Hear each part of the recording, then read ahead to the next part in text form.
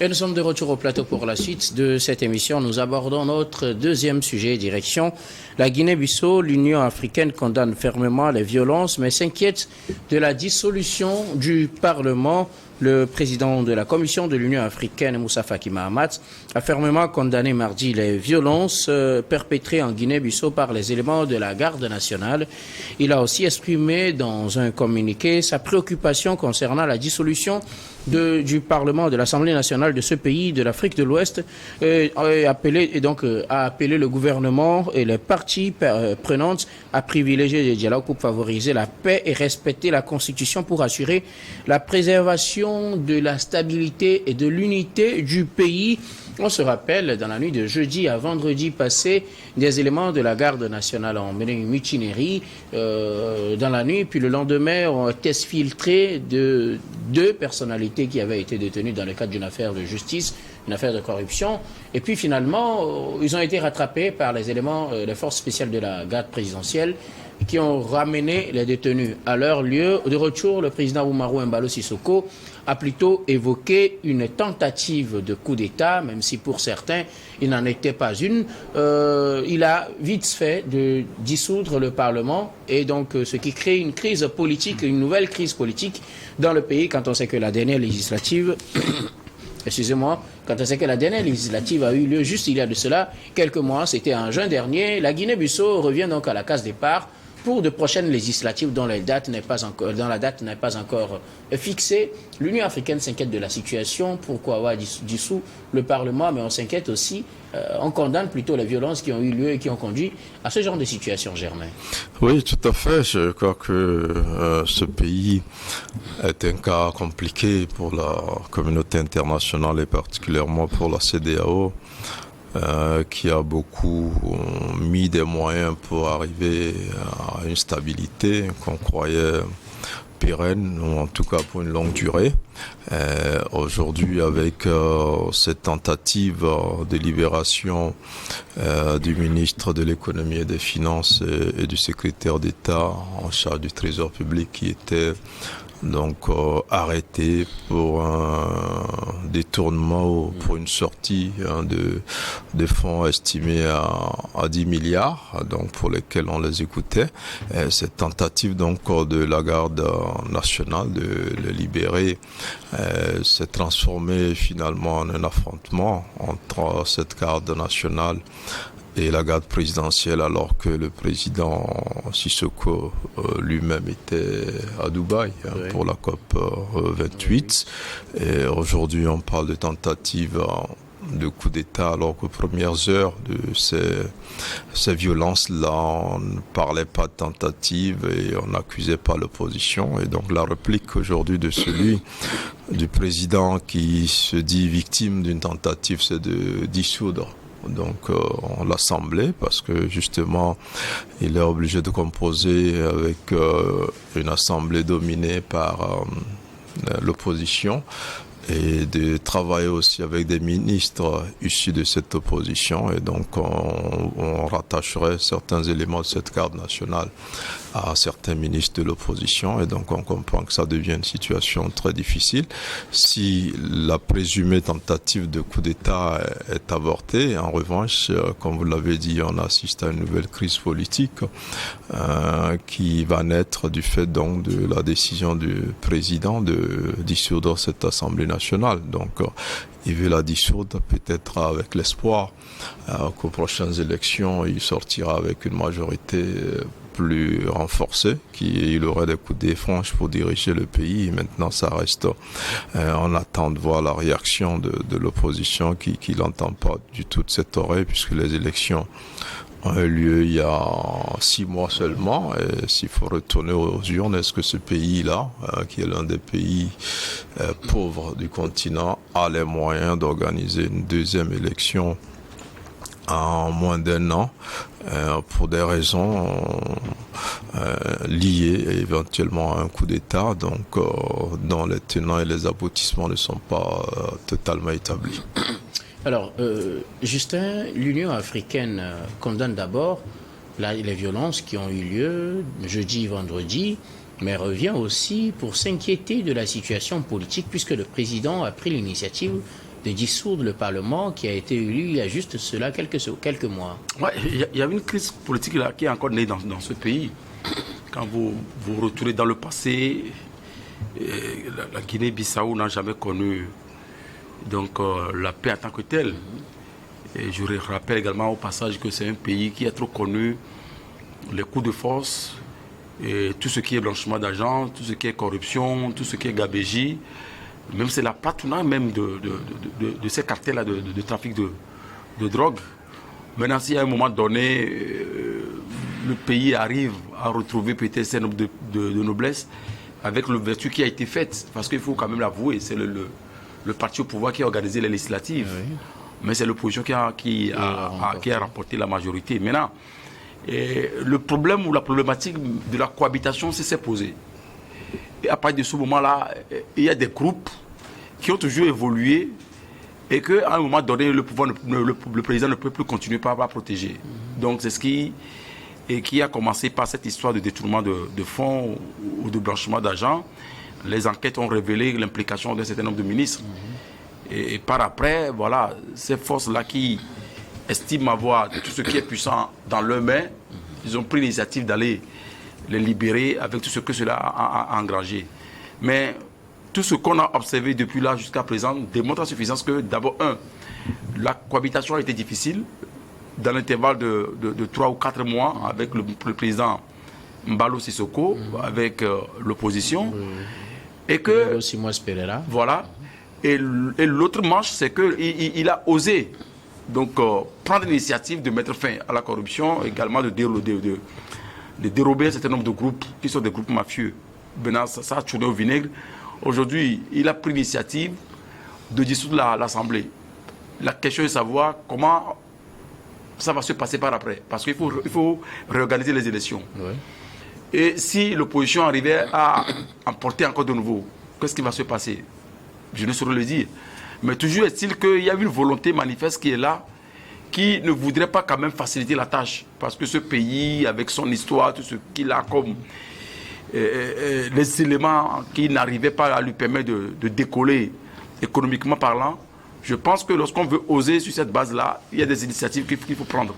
Mais en prenant ces initiatives, j'ai l'impression même que Sissoko Mbalo même risque, vis-à-vis même également de l'implication de l'armée dans la gestion de ce pays de par le passé, je l'ai fait observer tout à l'heure, les coups d'État répétés qu'on en a connus, l'implication de la CEDEAO avec l'Union africaine, qui aujourd'hui prend aussi position vis-à-vis de ce qui se passe, donnant l'impression comme si ce pays pouvait encore donner l'ouverture d'aller vers la démocratie. Mais tel que ça se passe là, moi j'estime que ça va être un peu compliqué pour la suite. D'abord, faut-il avoir les moyens, ou trouver les moyens maintenant pour organiser les législatives dans l'intervalle d'une année, dans les jours à venir ou dans les mois à venir, je ne saurais le dire. Mais vis-à-vis également de ça, si l'opposition arrive encore à remporter la majorité, qu'est-ce qui va se passer là? C'est une équation qui est difficile à régler. Et je pense que c'est très mal parti également pour la suite de ce pays. Alors, on a précisé aussi que le président Umaru Mbalo Sissoko, qui est arrivé au pouvoir en 2019, a encore un an de mandat à faire. C'est un mandat de 5 ans. Et donc, fin 2024, il doit organiser des élections. Faut-il organiser des législatives et organiser les présidentielles quelques mois après? On reviendra tout à l'heure sur cet aspect. Mais bien avant, Samir Ourosama, l'Union africaine condamne d'abord les violences, mais aussi s'inquiète de la dissolution du Parlement, qui, je le précise toujours, vient d'être élu il y a cela juste quelques mois. C'était en juin. Moi, je pense qu'au-delà de tout ce qu'on peut reprocher à ces institutions africaines et régionales, il faut saluer ce qu'elles sont en train de faire. Bien avant l'Union africaine, je pense que la CEDEAO a fait une sortie par rapport à ce qui se passe au niveau de la sous-région, notamment au niveau de ce pays-là. Donc aujourd'hui, il faut saluer la position prise par l'Union africaine, d'abord en condamnant les violences, parce qu'aujourd'hui, vous avez dans un pays comme ça, où deux groupes de l'armée s'affrontent. C'est-à-dire que vous avez d'un côté la garde républicaine et vous avez de l'autre côté les éléments spéciaux de la garde présidentielle qui s'affrontent dans une confrontation avec l'utilisation des armes lourdes véritablement, où on a dénoncé un certain nombre de blessés et un certain nombre de morts. Je pense que notre sous-région ne mérite pas ce que nous sommes en train de vivre. Nous avons vécu ce genre de situation où les gens ont essayé de prendre le pouvoir par la force. Vous vous imaginez, vous vous retrouvez dans une société où vous avez non seulement l'armée, vous avez également d'autres corps de métier. Vous avez les avocats aujourd'hui, vous avez les huissiers, vous avez les, comment l'appelle-t-on, vous avez les magistrats, vous avez les ingénieurs. Vous imaginez si ces gens-là avaient la force de l'arme, ce qu'ils allaient faire avec cela. Je pense qu'il faut imaginer ou réfléchir sur le rôle que devrait jouer une armée dans un pays. Je pense que le conseil que la CEDEAO a donné à l'armée, c'est de ne pas s'ingérer dans la chose politique, dans la chose publique. Avant d'arriver sur cet aspect, partagez-vous l'avis de Oumarou Embalo Sissoko qu'il s'agit effectivement d'une tentative de coup d'État? Dans les faits, ce qu'on a vu, c'est deux unités de l'armée qui se sont affrontées parce que l'une de ces unités a voulu exfiltrer des personnalités qui étaient en prison. Mais au retour du président, il parle plutôt de tentative de coup d'État, ce qui a surpris plus d'un. Avez-vous été surpris ou non? Vous pensez que c'est effectivement une tentative de coup d'État? Mais est-ce que c'est la première fois qu'il échappe à ce genre d'événement? Vous vous rappelez bien, en 2022, il a échappé également à une tentative de coup d'État. Mais je pense qu'il a si bien étalé la situation de ce pays-là, qui est confronté à une crise politique assez profonde, où on a eu à mobiliser un certain nombre de contingents militaires des autres pays pour aller assurer une sécurité qui était faible à l'époque. Vous vous rappelez bien, ce pays-là a été plongé dans une crise politique sans précédent et à un moment donné, la CEDEAO s'est engagée donc aux côtés des acteurs politiques pour essayer de les réunir autour d'une table et pour qu'ils puissent trouver une solution à la crise qui prévaut. Donc aujourd'hui, le président actuel, Sissoko Embalo l'a dit, il quittera le pouvoir que par les urnes. Il a si bien dit. Donc, le monsieur, il est déterminé. Et puis, il faut le rappeler, c'est un ancien militaire. Oui. C'est un général de l'armée. Donc, aujourd'hui, il connaît bien comment fonctionne l'armée bissau-guinéenne, où c'est les intérêts qui guident véritablement. Des gens qui sont impliqués dans beaucoup d'affaires de trafic de stupéfiants, de corruption, de clans qui se créent autour. Donc, vous avez aujourd'hui un président qui arrive à échapper encore une fois de la crise de cette tentative de coup d'État. Oui, la première chose à faire... Samir, ce que je voulais savoir, est-ce que vous partagez l'avis du président que c'est bel et bien une tentative de coup d'État? Parce que, comme je le disais, c'est ce qu'on nous avait dit comme information avant le retour du président, puisque je précise qu'il n'était pas là aussi. Mais les éléments sont allés exfiltrer des détenus à la prison, des personnalités détenues. On a vu un scénario similaire en Guinée-Conakry, par exemple. Est-ce pour autant qu'on va parler de tentative de coup d'État quand on va infiltrer des gens, ou bien y a-t-il des choses qui n'ont pas été dites à l'opinion publique? Vous avez des gens qui se sont levés un beau matin parce que deux responsables politiques, notamment des autorités publiques impliquées dans des détournements de deniers publics, qui ont été gardés au niveau de la police judiciaire et qui ont décidé, parce qu'ils ont la force de l'arme, d'attaquer cette institution-là de l'État. Ça, c'est une tentative de déstabilisation des institutions de la République. Donc, tous les éléments sont réunis pour dire qu'en réalité, et puis vous voyez la situation dans laquelle cela se produit. Le monsieur, il est à l'étranger. Il participe à la COP 28. Donc aujourd'hui, ces gens-là ont voulu créer un chaos total dans ce pays-là, en l'absence du président. Et quand il y a la paix qui est fragilisée, ça donne quoi? Ça donne la possibilité aux gens qui avaient des intentions derrière de pouvoir prendre le pouvoir en l'absence de monsieur. Donc quand il arrive, il revient dans le pays, qu'il arrive à s'asseoir sur le fauteuil présidentiel, mais c'est normal qu'il sorte, c'est un politicien après tout, qu'il sorte pour dire qu'il a échappé de plus belle à cette tentative de coup d'État et il a décidé de dissoudre le Parlement. Je pense qu'il a fortement raison et ce n'est pas la première fois que cela se passe. Dans d'autres pays, nous avons vu, les présidents ont dissous les parlements, ils se sont arrogés tous les pouvoirs du Parlement, rien ne s'est passé. Ce n'est pas en Guinée-Bissau qu'il y aura quelque chose. Ok, merci beaucoup. Ce qui nous amène à la deuxième partie de ce sujet. Il parle de tentative de coup d'État et la première des choses qu'on fait, c'est de dissoudre le Parlement parce qu'on soupçonne des relents politiques derrière cette tentative de coup d'État.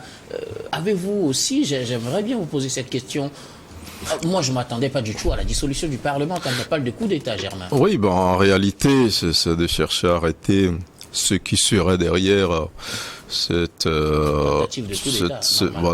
tentative de coup d'État, si elle est avérée. Bon, on a appris qu'on a arrêté le chef de la garde nationale. Donc, je crois que généralement, quand il y a coup d'État, d'autres sont en fuite. C'est ce qu'on fait. On arrête les militaires ou toutes les personnes qui sont concernées.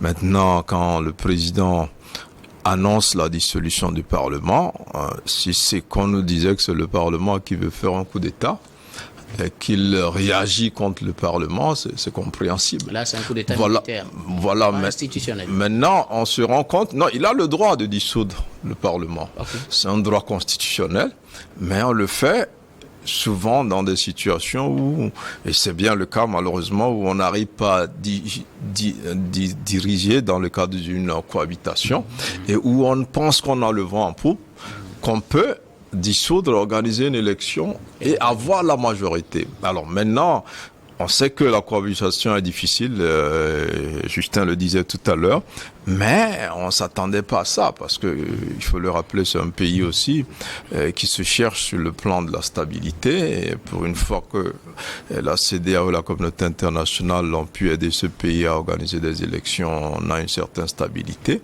Et il faut pas que par ce coup-là, le président Sissoko mette en péril tout ce qui a été fait jusqu'ici.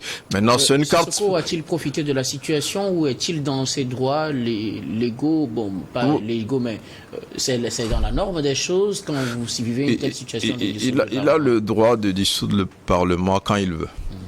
C'est la Constitution lui donne ce droit. Mais il a profité de cette situation, peut-être pour s'attirer la sympathie de la population, pour remporter l'élection qu'il veut organiser. Maintenant, est-ce que tout ce qu'il y a eu comme accord, tout ce qui a été fait pour qu'on arrive à mettre son pays sur les rails, est-ce qu'il ne va pas avoir des difficultés, comme le disait Justin aussi? S'il se trompait, et que si la dissolution est actée, et s'il n'y a pas eu beaucoup de troubles et qu'il arrivait à organiser les législatives, s'il avait les moyens et tout cela, où veut-il le coupler finalement avec la présidentielle donc qui s'annonce? On ne sait rien, mais il a profité de cette situation-là, parce que s'il était là, on pourrait dire, vous savez, vous avez parlé de la Guinée-Conakry aussi, on a voulu faire croire aussi que cette tentative de sortir des gens de la prison était aussi un coup d'État. Donc s'il était là, on pourrait dire, peut-être après la libération, on pourrait tenter quelque chose, mais il n'est pas là. Est-ce qu'on peut lui faire un coup d'État quand il est à Dubaï? C'est possible, mais je pense que il a quand même profité de cette situation-là pour pouvoir dissoudre cette assemblée-là, parce que je ne pense pas qu'il a digéré le fait de pouvoir travailler en cohabitation avec des opposants avec lesquels il n'y a pas une grande confiance, et d'ailleurs on l'accuse d'être un peu à l'origine de l'arrestation donc de ce ministre de l'économie et des finances, de ce secrétaire d'État en charge du trésor public. Donc c'est un coup politique. Il a le droit quand même de dissoudre, et l'Union africaine s'inquiète de cette situation, parce que ça va être une source de problèmes, une source d'instabilité. Il est à craindre que ce pays ne retourne en arrière vers les démons du passé. Justin, le président Oumarou Embalo Sissoko, au regard de la situation, a décidé de dissoudre le Parlement, comme on le disait, qui venait d'être élu il y a de cela juste quelques mois. A-t-il profité plutôt de la situation, ou est-ce la norme des choses qu'il le fasse ainsi? Donc, il faut quand même relever qu'il a eu des informations que nous n'avions pas. Oui. Mais de relever également que lorsque vous dirigez un pays sur la base d'un programme, et qu'à mi-mandat, vous organisez des élections législatives et que c'est l'opposition qui prend le dessus, ça voudrait dire que l'opposition va vous imposer donc son programme à vous. Là, la cohabitation serait plus difficile. Il y a quand même des tests de loi qui vont passer à l'Assemblée très rapidement, ça va passer. Mais il y a d'autres tests qui vont rencontrer des difficultés. Donc sur cette base-là, vous ne pouvez pas avoir donc, la main libre pour gouverner, pour dérouler votre programme comme ça se doit. C'est là où je fais observer que si la situation qui a prévalu au lendemain de cette législative-là n'arrivait pas à lui permettre de pouvoir évoluer correctement sur la gestion du pays, seulement il va chercher à avoir des arguments. Et Et il en a trouvé sur la base de ce qui s'est passé. Et c'est là où je rejoins également Germain lorsqu'il posait la question de savoir si il faut dissoudre le Parlement ou faire arrêter ceux-là qui ont voulu maintenant renverser maintenant son pouvoir à travers le coup d'État. Maintenant, il a tourné son fusil sur le Parlement, c'est parce que c'est le Parlement qui, à travers la cohabitation, n'arrivait pas à lui permettre de dérouler son programme. C'est tellement qu'au niveau du gouvernement, il doit y avoir des accrochages. Lorsqu'on parle de 10 milliards de fonds et que des ministres sont impliqués, et que ces ministres-là, certainement, sont de l'opposition, mais n'allez pas chercher de midi à 14h. Donc, allez-y comprendre très rapidement. Maintenant, la question qui est maintenant sur le tapis, avec la position qu'adopte comment on appelle l'Union africaine, essaie de savoir qu'est-ce qui va se passer. Est-ce que dans le délai qui reste maintenant à Mbalo de finir son mandat, un an, et il va organiser sur la base de quoi les prochaines législatives, enfin les législatives, je dirais peut-être anticipées, vu au regard de ce qui s'est passé, et par rapport également à son mandat, est-ce qu'il va les coupler? Peut-être qu'on se dirige vers des élections générales. Voilà, donc qu'est-ce qui va se passer là? C'est l'impasse. Puis certainement lorsqu'il n'y a pas le Parlement, il va gouverner comment?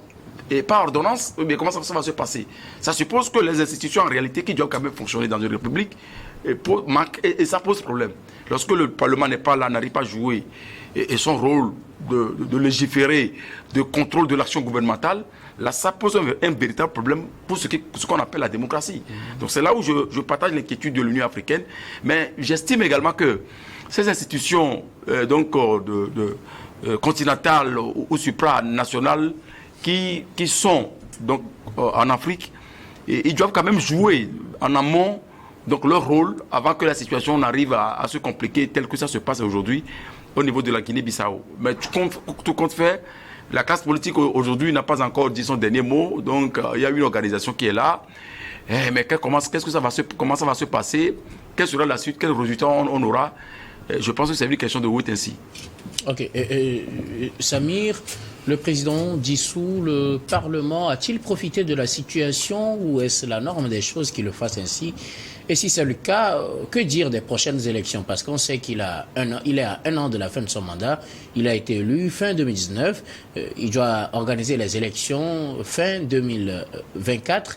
Nous sommes pratiquement à fin 2023, donc à un an, il devra organiser les législatives et la présidentielle quand on sait que les législatives venaient juste d'être organisées. Il y a cela 6 mois. À quoi doit-on s'attendre à Guinée-Bissau? Non, je pense qu'il n'y a pas de débat véritable autour de cette situation. Tout le monde sait que après les législatives, M. Mbalo, même si à un moment donné, il se disait que c'est lui qui a nommé le Premier ministre et qu'il pouvait le démettre de ses fonctions à tout moment, on savait qu'il avait des difficultés de gestion du pays parce que la Guinée-Bissau sortait d'une crise politique et je pense que toutes les conditions ne sont pas réunies aujourd'hui pour qu'il y ait une cohabitation réussie dans ce pays-là en termes de gouvernance donc de l'État. Donc aujourd'hui, M. Mbalo a fait des calculs, il se dit qu'en réalité, et si les gens se disent que c'est parce qu'il y a eu cette tentative de coup d'État qu'il a profité pour dissoudre le Parlement, il pouvait le faire en 2022. Il ne l'a pas fait. Là aussi, il y avait une tentative de coup d'État. Ça veut dire qu'il a des éléments probants qui l'ont poussé à dissoudre le Parlement. Donc, il n'a parce pas qu'il a un certain de la nombre. Non, il a en sa possession un certain nombre d'éléments, un certain nombre d'informations qui l'ont poussé à dissoudre le Parlement sur la base d'un certain nombre de conseils qui l'ont été prodigués par ses conseillers et tout ça là. Donc aujourd'hui, on se retrouve dans une situation où M. Mbalo peut s'approprier tous les pouvoirs qui étaient réservés donc à l'Assemblée nationale, au Parlement, puisqu'on dit qu'il lui reste à peine un an de gouvernance pour qu'il y ait 12 élections, il peut s'arroger ce pouvoir. On a vu en Tunisie, le président a dissous le Parlement et il s'est approprié tous les pouvoirs, il gérait. Je pense qu'en Afrique, on devrait penser à un mécanisme parce que on se rend compte que les assemblées nationales, les parlements qu'on met en place dans nos pays, ça ne sert pratiquement à rien, sauf bien sûr, sauf à comment l'appelle-t-on, comment je vais dire ça, à gaspiller l'argent de l'État véritablement. L'argent qu'on prend pour organiser les élections, à faire fonctionner ces institutions-là, on pourrait réfléchir à un mécanisme qui fait qu'en réalité, on n'a qu'un seul chef dans un pays, le président de la République, qui gère un pays en bon père de famille, mais qui gère un pays en bon... On revient dans une monarchie. Ce n'est pas une monarchie, c'est parce que... un royaume, ce n'est pas une monarchie, c'est parce que vous regardez un peu ce qui se passe ailleurs, vous voulez appliquer intégralement dans vos pays pays. Sauf qu'en réalité, nous avons des réalités dans nos pays et il faudrait adapter. Vous vous rappelez bien, quand vous prenez nos familles aujourd'hui, quand le père de famille parle, tout le monde se tait. Est-ce que vous rendez compte? Mais quand c'est la maman qui parle, souvent, ça grince, il y a grincement dedans. Non, dans la majorité des cas, c'est comme ça. Ça veut dire que nous sommes habitués à cette culture où il faudrait avoir un chef. C'est-à-dire qu'on a, comment on l'appelle, banalisé la fonction présidentielle de telle sorte que tout le monde pense que le président c'est son camarade. Il faut renforcer les pouvoirs du président de la République dans nos pays africains. Nous avons besoin de développement. Il faut qu'il y ait un président fort. C'est-à-dire qu'il faut qu'il y ait un président avec tous les pouvoirs possibles pour gérer véritablement le pays. Il ne pas de virer dans l'autoritarisme. Mais il y aura les institutions. Il y a la Cour des comptes, il y a la Cour constitutionnelle. Si vous parlez des institutions comme l'Assemblée nationale qui selon vous, ne sert à rien pratiquement. Vous pensez que d'autres ne diront pas que la Cour des comptes ne sert à rien, que la Cour constitutionnelle ne sert à rien, que la justice ne sert à rien puisqu'il y a un président fort? Ben dites-moi en réalité, après toutes les analyses que vous avez faites après l'adoption des lois, à quoi sert les parlements dans nos pays? Donnez-moi juste des exemples probants. Donnez-moi des exemples probants qui ont abouti à ce qu'on puisse renforcer un peu la démocratie. Moi, je dis simplement une chose. Dans la situation dans laquelle se trouve le président Embalo, où il a des problèmes de cohabitation, et ce pays-là n'est pas encore prêt pour une cohabitation, n'est pas encore prêt pour le partage de pouvoir. Je pense qu'il a été très intelligent en